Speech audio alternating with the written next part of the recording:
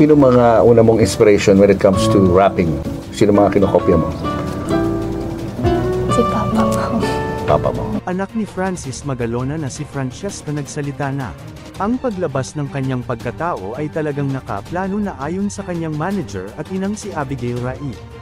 So napagkasundoan namin na ilabas muna natin siya on her own. And then later on, sasabihin na anak siya. Oo.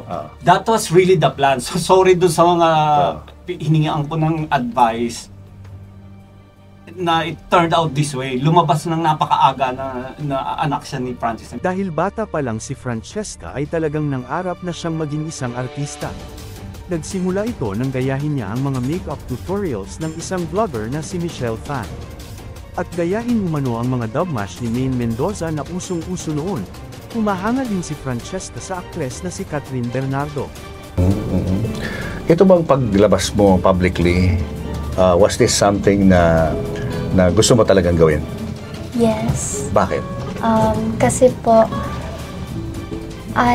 when I was a little kid, I really was interested to singing, dancing, and I really wanted to be an artist po before.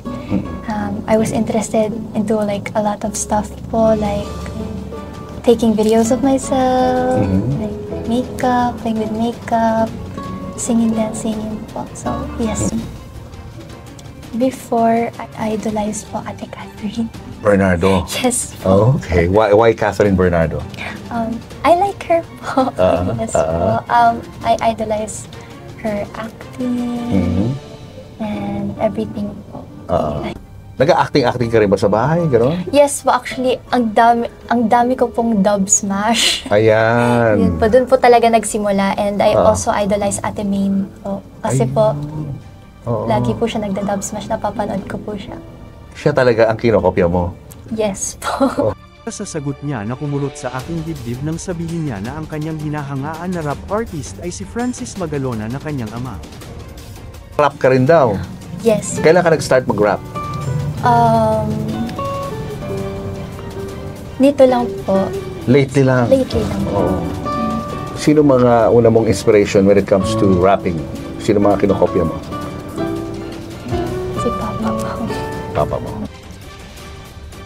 Wow, I'm tripping, gotta color my skin, whether I'm fat or whether I'm thin. You call me a loser, you call me a fool. I ain't gonna trust you to go to school. I wish I had angel juice there by my side. I'm shaking my feet, I'm so scared inside. I was some tell the truth. Some say poems and some do sing. Others sing through the guitar strings. Some know it all, while some act dumb. Let the bass line jump to the bang of the drum. Some can swim, while some do sink.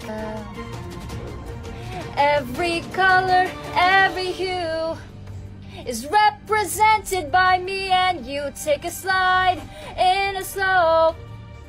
Take a look in the kaleidoscope, spinning round, make a twirl.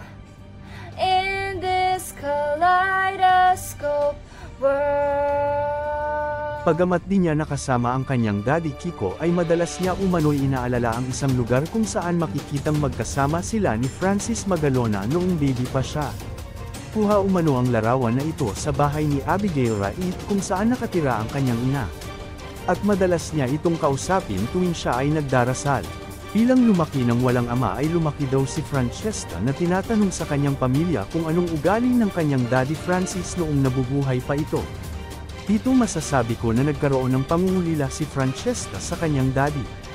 Hiling ni Francesca kung dumating ang araw na magkita-kita sila ng kanyang mga kapatid ay sana tanggapin siya bilang anak din ni Francis Magalona.